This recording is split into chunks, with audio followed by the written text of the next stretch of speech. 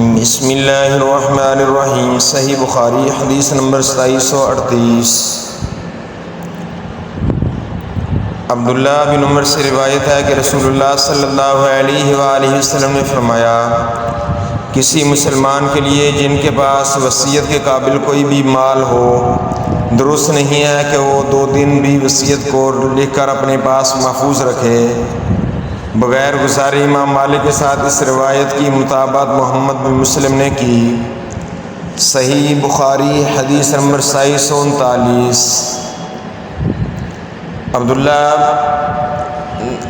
عمر بن عبداللہ نے بیان کیا اور ان سے رسول اللہ صلی اللہ علیہ وآلہ وسلم کے نسبتی بھائی عمر بن حارث نے، جو جویریہ بنت حارث ام المؤمنین کے بھائی ہیں، بیان کیا کہ رسول اللہ صلی اللہ علیہ وآلہ وسلم نے اپنی وفات کے بعد سوائے اپنے سفید خچر، اپنے ہتھیار اور اپنی زمین کے، جسے آپ صلی اللہ علیہ وآلہ وسلم وقف کر گئے تھے، نہ کوئی درہم چھوڑا تھا، نہ دینار، نہ غلام، نہ باندی اور نہ کوئی چیز۔ صحیح بخاری حدیث نمبر 2740۔ عبداللہ بن ابی اوفا سے سوال کیا کہ رسول اللہ صلی اللہ علیہ وآلہ وسلم نے کوئی وصیت کی تھی؟ انہوں نے کہا نہیں۔ اس پر میں نے پوچھا کہ پھر وصیت کس طرح لوگوں پر فرض ہوئی، کہ لوگوں کو وصیت کا حکم کیوں کر دیا گیا؟ انہوں نے کہا کہ آپ صلی اللہ علیہ وآلہ وسلم نے لوگوں کو کتاب اللہ پر عمل کرنے کی وصیت کی تھی، اور کتاب اللہ میں وصیت کرنے کے لیے حکم موجود ہے۔ صحیح بخاری حدیث نمبر 2741۔ عائشہ رضی اللہ تعالی عنہا کہ یہاں کچھ لوگوں نے ذکر کیا کہ علی نبی کریم صلی اللہ علیہ وسلم کے وصی تھے، تو آپ نے کہا کہ کب انہیں وصی بنایا؟ میں تو آپ کے وصال کے وقت سر مبارک اپنے سینے پر، یا انہوں نے بجائے سینے کے کہا کہ اپنے گود میں رکھے ہوئے تھی۔ پھر آپ صلی اللہ علیہ وآلہ وسلم نے پانی کا تشت منگوایا تھا کہ اتنے میں سر مبارک میری گود میں جھک گیا، اور میں سمجھ نہ سکی کہ آپ صلی اللہ علیہ وسلم کی وفات ہو چکی ہے۔ تو آپ صلی اللہ علیہ وسلم نے علی کو وصی کب بنایا؟ صحیح بخاری حدیث نمبر 2742۔ نبی کریم صلی اللہ علیہ وسلم حجۃ الوداع میں میری عیادت کو تشریف لائے۔ سعد بن ابی وقاص کہتے ہیں کہ جب آقا علیہ السلام میری عیادت کو تشریف لائے، میں اس وقت مکہ میں تھا۔ نبی کریم صلی اللہ علیہ وسلم اس سرزمین پر موت کو پسند نہیں فرماتے تھے جہاں سے کوئی ہجرت کر چکا ہو۔ آپ صلی اللہ علیہ وسلم نے فرمایا، اللہ ابن افرا یعنی سعد بن خولہ پر رحم فرمائے۔ میں عرض کیا، یا رسول اللہ صلی اللہ علیہ وسلم، میں اپنے سارے مال و دولت کی وصیت کر دوں؟ آپ صلی اللہ علیہ وآلہ وسلم نے فرمایا نہیں۔ میں نے پوچھا، پھر آدھے کی کر دوں؟ آپ صلی اللہ علیہ وسلم نے اس پر بھی فرمایا کہ نہیں۔ میں نے پوچھا، پھر تہائی کی کر دوں؟ آپ صلی اللہ علیہ وسلم نے فرمایا، تہائی کی کر سکتے ہو، اور یہ بھی بہت ہے۔ اگر تم اپنے وارثوں کو اپنے پیچھے مالدار چھوڑو تو یہ اس سے بہتر ہے کہ انہیں محتاج چھوڑو، کہ لوگوں کے سامنے ہاتھ پھیلاتے پھریں۔ اس میں کوئی شبہ نہیں کہ جب تم اپنی کوئی چیز اللہ کے لیے خرچ کرو گے تو وہ ضرور خیرات ہے، یہاں تک کہ وہ لقمہ بھی جو تم اپنی بیوی کے منہ میں ڈالو گے وہ بھی خیرات ہے۔ اور ابھی وصیت کرنے کی کوئی ضرورت بھی نہیں۔ ممکن ہے کہ اللہ تعالیٰ تمہیں شفا دے اور اس کے بعد تم سے بہت سے لوگوں کو فائدہ ہو، اور دوسرے بہت سے لوگ اسلام کے مخالف نقصان اٹھائیں۔ اس وقت سعد کی صرف ایک بیٹی تھی۔ صحیح بخاری حدیث نمبر 2743۔ ابن عباس نے بیان کیا کہ کاش لوگ وصیت کو چوتھائی تک کم کر دیتے تو بہتر ہوتا، کیونکہ رسول اللہ صلی اللہ علیہ وآلہ وسلم نے فرمایا تھا، تم تہائی کی وصیت کر سکتے ہو، اور تہائی بھی بہت ہے۔ یا آپ صلی اللہ علیہ وسلم نے فرمایا کہ یہ بہت زیادہ رقم ہے۔ صحیح بخاری حدیث نمبر 2744۔ سعد بن ابی وقاص نے بیان کیا کہ میں مکہ میں بیمار پڑا تو رسول اللہ صلی اللہ علیہ وآلہ وسلم میری عیادت کے لیے تشریف لائے۔ میں نے عرض کیا، یا رسول اللہ میرے لیے دعا کیجئے کہ اللہ مجھے الٹے پاؤں واپس نہ کر دے، یعنی مکہ میں میری موت نہ ہو۔ آپ صلی اللہ علیہ وآلہ وسلم نے فرمایا ممکن ہے کہ اللہ تعالیٰ تمہیں صحت دے اور تم سے بہت سے لوگ نفع اٹھائے۔ میں نے عرض کیا میرا ارادہ وصیت کرنے کا ہے، ایک لڑکی کے سوا اور میرے کوئی اولاد نہیں۔ میں نے پوچھا کہ آدھے مال کی وصیت کر دوں؟ آپ نے فرمایا کہ آدھا تو بہت ہے۔ پھر میں نے پوچھا تو تہائی کی کر دوں؟ فرمایا تہائی کی کر سکتے ہو، اگرچہ یہ بھی بہت ہے، یا یہ فرمایا کہ بڑی رقم ہے۔ چنانچہ لوگ بھی تہائی کی وصیت کرنے لگے اور یہ ان کے لیے جائز ہو گئی۔ صحیح بخاری حدیث نمبر 2745۔ عائشہ رضی اللہ تعالیٰ عنہا نے بیان کیا، عتبہ بن ابی وقاص نے مرتے وقت اپنے بھائی سعد بن ابی وقاص کو وصیت کی تھی کہ زمعہ کی باندی کا لڑکا میرا ہے، اس لیے تم اسے لے لینا۔ چنانچہ فتح مکہ کے موقع پر سعد نے اسے لے لیا اور کہا کہ میرے بھائی کا لڑکا ہے۔ انہوں نے اس بارے میں مجھے اس کی وصیت کی تھی۔ پھر عبد بن زمعہ اٹھے اور کہنے لگے یہ تو میرا بھائی ہے، میرے باپ کی لونڈی نے اس کو جنا ہے اور میرے باپ کے بستر پر پیدا ہوا ہے۔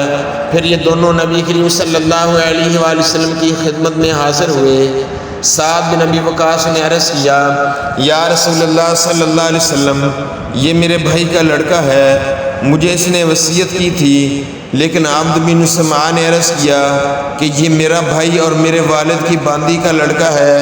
نبی کریم صلی اللہ علیہ وسلم نے فیصلہ یہ فرمایا کہ لڑکا تمہارا ہی ہے۔ عبد بن زمعہ بچہ فراش کے تحت ہوتا ہے اور زانی کے حصے میں پتھر ہیں، لیکن آج صلی اللہ علیہ وآلہ وسلم نے سودا بنت زمعہ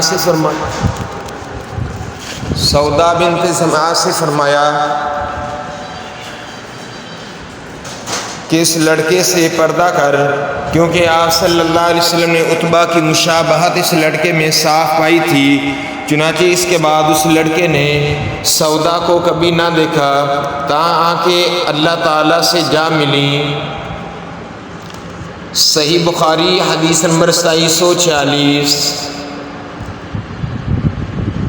انس رضی اللہ تعالیٰ عنہ نے بیان کیا کہ ایک یہودی نے ایک انصاری لڑکی کا سر دو پتھروں کے درمیان میں رکھ کر کچل دیا تھا۔ لڑکی سے پوچھا گیا کہ تمہارا سر اس طرح کس نے کیا ہے؟ کیا فلاں شخص نے کیا؟ فلاں نے کیا۔ آخر یہودی کا نام بھی لیا گیا جس نے اس کا سر کچل دیا تھا، تو لڑکی نے سر کے اشارے سے ہاں میں جواب دیا۔ پھر وہ یہودی بلایا گیا اور آخر اس نے بھی اقرار کر لیا۔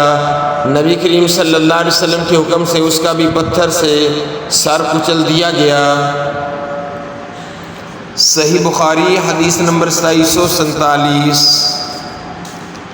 ابن عباس نے بیان کیا، شروع اسلام میں میراث کا مال اولاد کو ملتا تھا اور والدین کے لیے وصیت ضروری تھی، لیکن اللہ تعالیٰ نے جس طرح چاہا اس حکم کو منسوخ کر دیا۔ پھر لڑکے کا حصہ دو لڑکیوں کے برابر قرار دیا اور والدین میں سے ہر ایک کا چھٹا حصہ، اور بیوی کا اولاد کی موجودگی میں 8واں حصہ اور اولاد کے نہ ہونے کی صورت میں 4تھا حصہ قرار دیا۔ اسی طرح شوہر کا اولاد نہ ہونے کی صورت میں آدھا، اولاد ہونے کی صورت میں 4تھائی حصہ قرار دیا۔ صحیح بخاری حدیث نمبر 2748۔ ابو زرع نے بیان کیا، ان سے ابو ہریرہ رضی اللہ تعالیٰ عنہ نے بیان کیا کہ ایک صحابی نے رسول اللہ صلی اللہ علیہ وآلہ وسلم سے پوچھا، یا رسول اللہ صلی اللہ علیہ وسلم کون سا صدقہ افضل ہے؟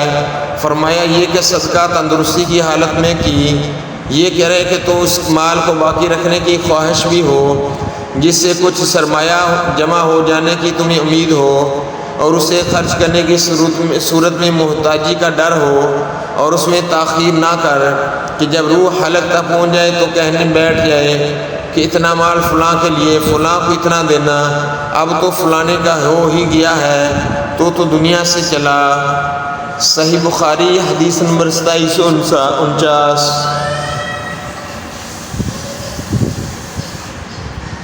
نبی کریم صلی اللہ علیہ وسلم نے فرمایا کہ منافق کی 3 نشانیاں ہیں، جب بات کہے تو جھوٹ بولے، جب اس کے بعد امانت رکھیں تو خیانت کرے، جب وعدہ کرے تو خلاف کرے۔ صحیح بخاری حدیث نمبر 2750۔ سعید بن مسیب اور عروہ بن زبیر سے روایت ہے، حکیم بن حزام مشہور صحابی نے بیان کیا،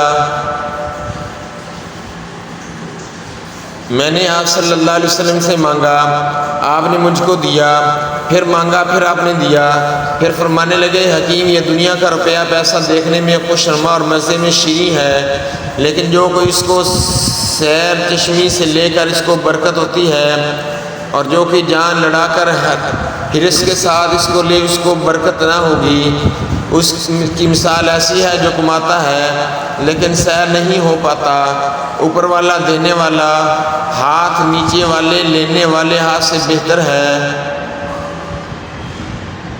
حکیم نے عرض کیا یا رسول اللہ، قسم اس کی جس نے آپ کو سچا پیغمبر کر کے بھیجا ہے، میں تو آپ سے آپ کے بعد کسی سے کوئی چیز کبھی نہیں لوں گا مرنے تک۔ پھر حکیم کا یہ حال رہا کہ ابوبکر صدیق ان کا سالانہ وظیفہ دینے کے لیے ان کو بلاتے، وہ اس کے لینے سے انکار کرتے، پھر عمر نے بھی اپنی خلافت میں ان کو بلایا ان کا وظیفہ دینے کے لیے، لیکن انہوں نے انکار کیا۔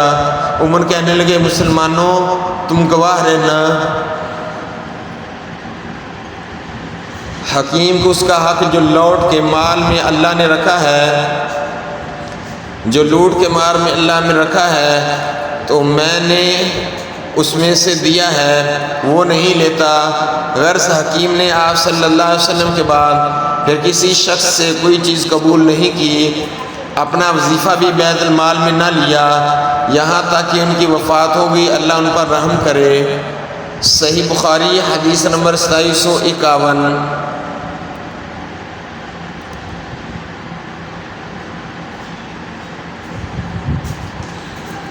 عبداللہ بن عمر سے روایت ہے، انہوں نے کہا کہ میں نے آپ صلی اللہ علیہ وآلہ وسلم سے سنا، آپ صلی اللہ علیہ وآلہ وسلم فرماتے تھے تم میں سے ہر کوئی نگہبان ہے اور اپنی رعیت کے بارے میں پوچھا جائے گا، حاکم بھی نگہبان ہے، اپنی رعیت کے بارے میں پوچھا جائے گا، مرد اپنے گھر والوں کا نگہبان ہے، اپنی رعیت کے بارے میں پوچھا جائے گا، عورت اپنے خاوند کے گھر کی نگہبان ہے، اپنی رعیت کے بارے میں پوچھی جائے گی، غلام اپنے صاحب کے مال کا نگہبان ہے اور اپنی رعیت کے بارے میں پوچھا جائے گا۔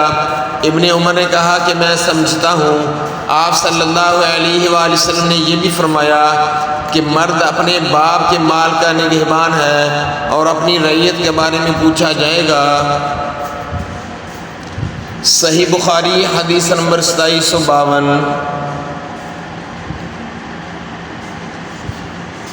حضرت انس رضی اللہ تعالیٰ عنہ سے مروی ہے، انہوں نے کہا کہ نبی کریم صلی اللہ علیہ وسلم نے ابو طلحہ سے فرمایا جب انہوں نے اپنا باغ بیر حا اللہ کی راہ میں دینا چاہا، میں مناسب سمجھتا ہوں کہ تو یہ باغ اپنے عزیزوں کو دے دے۔ ابو طلحہ نے کہا بہت خوب، ایسا ہی کروں گا۔ پھر ابو طلحہ نے وہ مال اپنے عزیزوں اور چچا کے بیٹوں میں تقسیم کر دیا۔ اور ابن عباس نے کہا جب سورۃ الشعراء کی یہ آیت اتری وَأَنذِرْ عَشِيرَتَكَ الْأَقْرَبِينَ، اور اپنے قریب کے ناطے والوں کو اللہ کے عذاب سے ڈرا، تو آپ صلی اللہ علیہ وسلم قریش کے خاندانوں بنی فہر بنی عدی کو پکارنے لگے، ان کو ڈرایا۔ اور ابو ہریرہ رضی اللہ تعالیٰ عنہ نے کہا جب یہ آیت اتری وَأَنذِرْ عَشِيرَتَكَ الْأَقْرَبِينَ، آپ صلی اللہ علیہ وسلم نے فرمایا قریش کے لوگوں اللہ سے ڈرو۔ صحیح بخاری حدیث نمبر 2753۔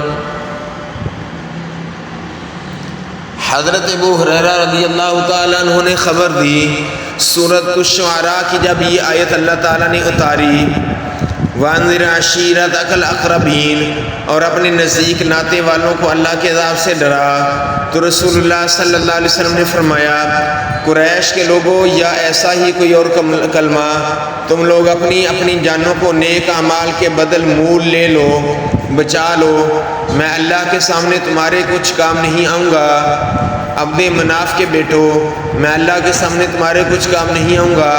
عباس عبد المطلب کے بیٹے، میں اللہ کے سامنے تمہارے کچھ کام نہیں آؤں گا۔ صفیہ میری پھوپھی، اللہ کے سامنے تمہارے کچھ کام نہیں آؤں گا۔ فاطمہ بیٹی، تو چاہے میرا مال مانگ لے لیکن اللہ کے سامنے تیرے کچھ کام نہیں آؤں گا۔ صحیح بخاری حدیث نمبر 2754۔ انس رضی اللہ تعالیٰ عنہ سے روایت ہے، نبی کریم صلی اللہ علیہ وسلم نے دیکھا ایک شخص قربانی کا اونٹ ہانکے لیے جا رہا ہے۔ آپ صلی اللہ علیہ وسلم نے اس سے فرمایا اس پر سوار ہو جا۔ اس صاحب نے کہا یا رسول اللہ یہ قربانی کا اونٹ ہے۔ آپ صلی اللہ علیہ وسلم نے فرمایا تیسری یا چوتھی بار فرمایا افسوس، سوار بھی ہو جا۔ یہ آپ نے ویلک کی بجائے ویحک فرمایا جس کے معنی بھی وہی ہیں۔ صحیح بخاری حدیث نمبر 2755۔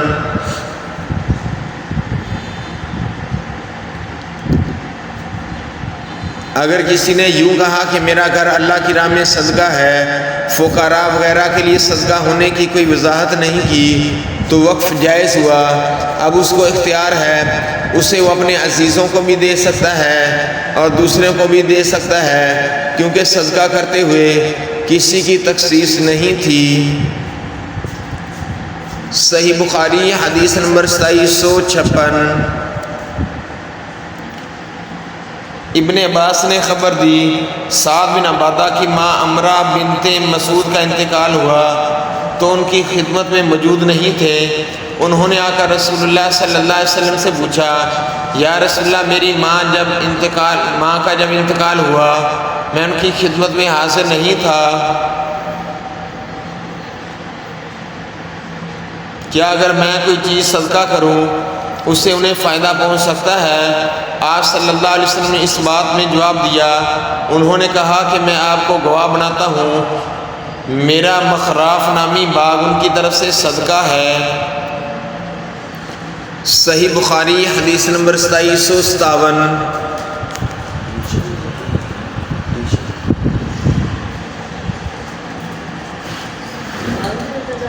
عبداللہ بن کعب نے خبر دی، ان سے عبداللہ بن کعب نے بیان کیا کہ میں نے کعب بن مالک سے سنا، وہ بیان کرتے تھے کہ میں نے عرض کیا یا رسول اللہ میری توبہ غزوہ تبوک میں نہ جانے کی قبول ہونے کا شکرانہ یہ ہے کہ میں اپنا مال اللہ اور اس کے رسول کے راستے میں دے دوں۔ آپ صلی اللہ علیہ وسلم نے فرمایا اگر اپنے مال کا ایک حصہ اپنے پاس ہی باقی رکھو تو تمہارے حق میں یہ بہتر ہے۔ میں نے عرض کیا کہ پھر اس میں اپنا خیبر کا حصہ اپنے پاس محفوظ رکھتا ہوں۔ صحیح بخاری حدیث نمبر 2758۔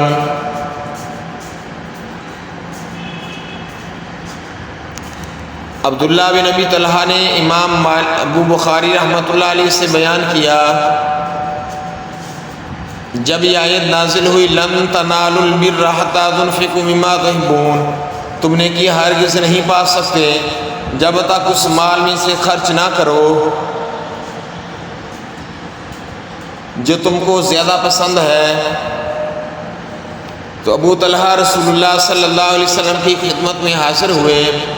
عرض کیا یا رسول اللہ اللہ تبارک و تعالی اپنی کتاب میں فرماتا ہے لن تنالوا البر حتی تنفقوا مما تحبون، تم نے کی ہرگز نہیں پا سکتے جب تک اس مال میں سے خرچ نہ کرو جو تم کو زیادہ پسند ہے۔ میرے اموال میں سب سے پسند مجھے بیرحا ہے۔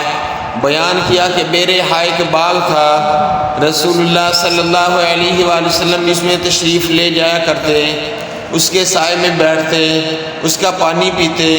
ابو طلحہ نے کہا کہ اس کے لیے وہ اللہ تعالیٰ کی راہ میں صدقہ اور رسول اللہ صلی اللہ علیہ وسلم کے لیے ہے، میں اس کی نیکی اور اس کے ذخیرہ آخرت ہونے کی امید رکھتا ہوں، بس یا رسول اللہ صلی اللہ علیہ وسلم جس طرح اللہ آپ کو بتائے اسے خرچ کیجئے۔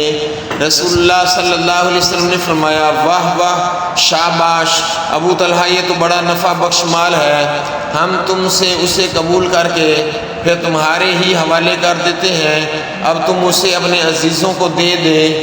چنانچہ ابو طلحہ نے وہ باغ اپنے عزیزوں کو دے دیا۔ انس نے بیان کیا جن لوگوں کو باغ آپ نے دیا تھا ان میں ابی اور حسان تھے۔ انہوں نے بیان کیا کہ حسان نے اپنا حصہ معاویہ کو بیچ دیا، تو کسی نے ان سے کہا کہ آپ ابو طلحہ کا دیا ہوا مال بیچ رہے ہو؟ حسان نے جواب دیا، میں کھجور کا ایک سا روپوں کے ایک سا کے بدل کیوں نہ بیچوں؟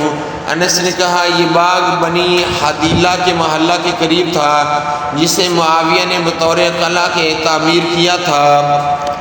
صحیح بخاری حدیث نمبر 2759۔ ابن عباس نے فرمایا کہ کچھ لوگ گمان کرنے لگے ہیں کہ یہ آیت جس ذکر عنوان میں ہوا میراث کی آیت منسوخ ہو گئی ہے۔ نہیں، قسم اللہ کی آیت منسوخ نہیں ہوئی، البتہ لوگ اس پر عمل کرنے میں سست ہو گئے ہیں۔ ترکے لینے والے دو طرح کے ہوتے ہیں، ایک وہ جو وارث ہوں ان کو حصہ دیا جائے گا، دوسرے وہ جو وارث نہ ہوں ان کو نرمی سے جواب دینے کا حکم ہے۔ وہ یوں کہے، میاں میں تم کو دینے کا اختیار نہیں رکھتا۔ صحیح بخاری حدیث نمبر 2760۔ عائشہ رضی اللہ تعالیٰ عنہ نے بیان کیا کہ ایک صحابی سعد بن عبادہ نے رسول اللہ صلی اللہ علیہ وسلم سے کہا، میری والدہ کی موت اچانک واقع ہو گئی، میرا خیال ہے اگر انہیں گفتگو کا موقع ملتا تو وہ ضرور صدقہ کرتی، تو کیا میں ان کی طرف سے خیرات کر سکتا ہوں؟ آپ صلی اللہ علیہ وآلہ وسلم نے فرمایا، ہاں، ان کی طرف سے خیرات کر۔